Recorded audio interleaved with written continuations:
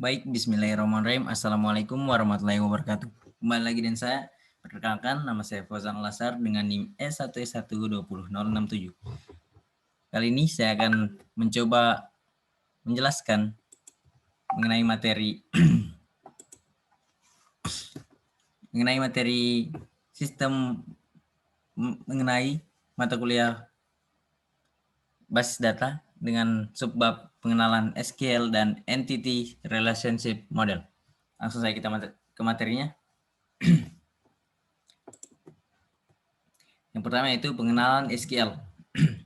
Pengertian SQL. SQL merupakan kependekan dari Structured Query Language, yaitu adalah suatu bahasa yang digunakan untuk mengolah data-data yang berada di dalam database berjenis RDBSM atau Relational Database Management System, atau database yang memiliki relasi antara tabel-tabelnya.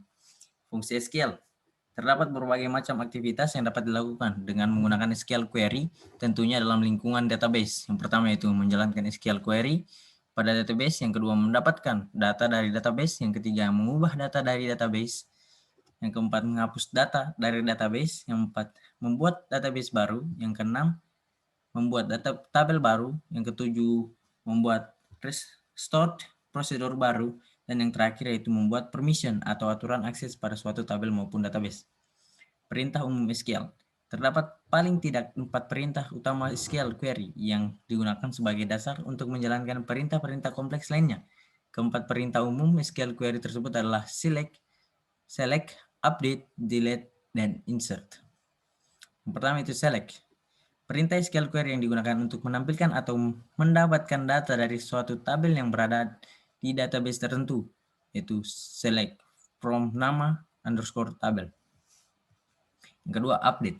Perintah SQL query yang digunakan untuk mengubah data yang terdapat di suatu tabel pada database tertentu. Contohnya itu update nama underscore tabel set nama underscore kolom sama dengan nilai. Yang ketiga, delete. Perintah SQL query yang digunakan untuk menghapus data yang terdapat pada tabel tertentu di database tertentu. Delete from nama underscore tabel where nama underscore kolom sama dengan nilai. Yang terakhir, yang keempat, yaitu insert. Perintah SQL query yang digunakan untuk menambahkan baris data atau row data pada suatu tabel di database tertentu. Insert into nama underscore tabel values atau nilai. Yang kedua, Entity Relationship Model.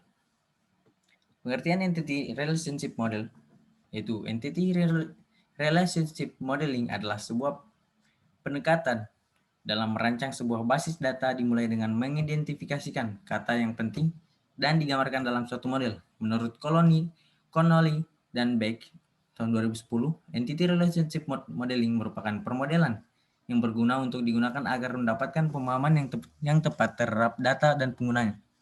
Aspek utama ERD atau Entity Relationship Model. Entity, Relationship Type, atribut, kunci, rasio kardinalitas, dan normalisasi. Entity atau entitas. Entitas adalah sekumpulan objek dengan properti yang sama yang diidentifikasikan di dalam organisasi atau perusahaan dikarenakan keberadaan yang bebas atau independen. Lanjut, terdapat dua tipe entitas. Yang pertama itu entitas lemah atau weak entity, yang merupakan entitas yang keberadaannya bergantung pada keberadaan entitas lain. Contohnya, entitas hobi bergantung pada entitas mahasiswa. Yang kedua, entitas kuat atau strong entity merupakan entitas yang berdiri sendiri tanpa bergantung dengan entitas lain. Contoh, entitas mahasiswa, hobi. Relationship type atau derajat tipe. Relationship type adalah sebuah set asosiasi yang memiliki hubungan antar entitas. Ada 3 model relationship type, yaitu yang pertama, relationship berderajat 1 atau unary. Yang kedua, relationship berderajat 2 atau binary. Dan yang ketiga adalah relationship berderajat 3 atau ternary. Atribut atau atribut. Atribut adalah sebuah kolom yang memiliki nama pada sebuah relasi.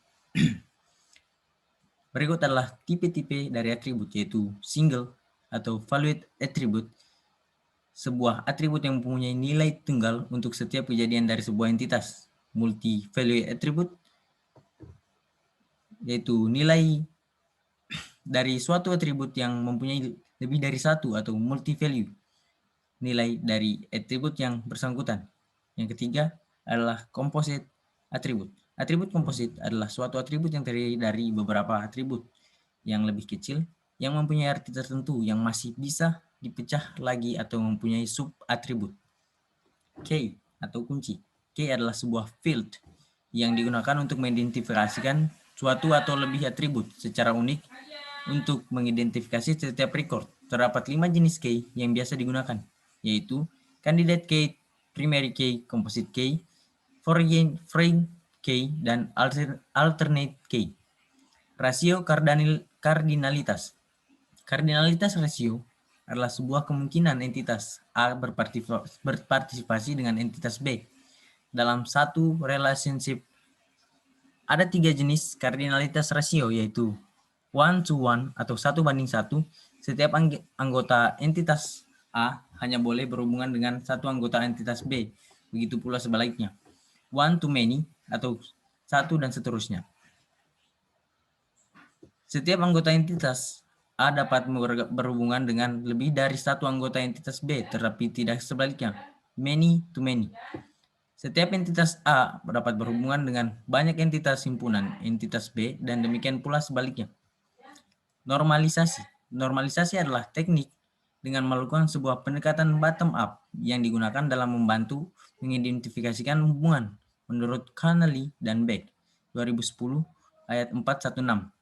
Normalisasi adalah sebuah teknik yang menghasilkan suatu kumpulan relasi dengan properti yang diinginkan dengan memberikan suatu kebutuhan data pada perusahaan.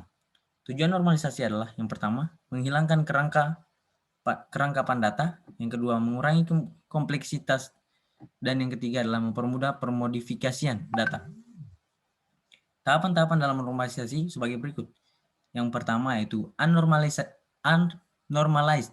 form atau UNF.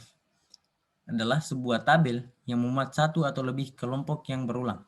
Yang kedua yaitu first normal form atau 1NF. Adalah sebuah relasi yang terdiri dari perpotongan dari setiap baris dan kolom berisi satu dan hanya satu buah nilai saja. Aturan dari 1NF yaitu yang pertama, tidak ada atribut multi-value. Atribut komposit atau kombinasinya mendefinisikan atribut kunci. Setiap atribut dalam tabel tersebut harus bernilai atomik atau tidak dapat dibagi-bagi lagi. Second normal form atau 2NF adalah sebuah relasi yang berada dalam bentuk 1NF di mana setiap atribut yang bukan primary key bergantung dari secara fungsional penuh kepada primary key. Aturan dari 2NF yaitu yang pertama sudah memenuhi dalam bentuk normal ke-1 atau 1NF. Yang kedua, semua atribut bukan kunci hanya boleh tergantung atau fungsional dependensi pada atribut kunci. Yang ketiga, jika ada ketergantungan parsial, maka atribut tersebut harus dipisah pada tabel yang lain. Dan yang terakhir yaitu perlu ada tabel penghubung ataupun kehadiran foreign key bagi atribut-atribut yang telah dipisah tadi. Selanjutnya, third normal form atau 3NF adalah relasi yang berada dalam bentuk 1NF dan 2NF, di mana tidak ada lagi atribut yang bukan primary key yang bergantung secara transitif kepada primary key. Aturan dari 3NF yaitu yang pertama sudah berada dalam bentuk normal kedua atau 2NF, dan yang kedua tidak ada ketergantungan transitif di mana atribut bukan kunci tergantung pada atribut bukan kunci lainnya. Lanjut, kita ke contoh soalnya. Pada saat mendaftar menjadi anggota perpustakaan fakultas, dicatatlah nama, nomor mahasiswa, dan alamat mahasiswa. Setelah itu, mereka baru bisa meminjam buku di perpustakaan. Buku-buku yang dimiliki perpustakaan banyak sekali jumlahnya. Tiap buku memiliki data nomor buku, judul, pengarang, penerbit, dan tahun terbit. Lanjut, satu buku bisa ditulis oleh beberapa pengarang. Tentukan entitas, atribut, dan relasi dari deskripsi di atas dengan menggambar ERD-nya. Jawaban. Entitas, mahasiswa, KAP, atau kartu anggota perpustakaan dan buku. Atributnya, nama, nomor mahasiswa, alamat mahasiswa, nomor buku, judul, pengarang, penerbit, dan tahun terbit. Dan yang ketiga yaitu relasi, atau yaitu daftar dan pinjam. Berikut adalah bagan dari yang tadi. Kita dapat lihat sendiri ya. Lanjut. Terima kasih. Sekian dari video kali ini.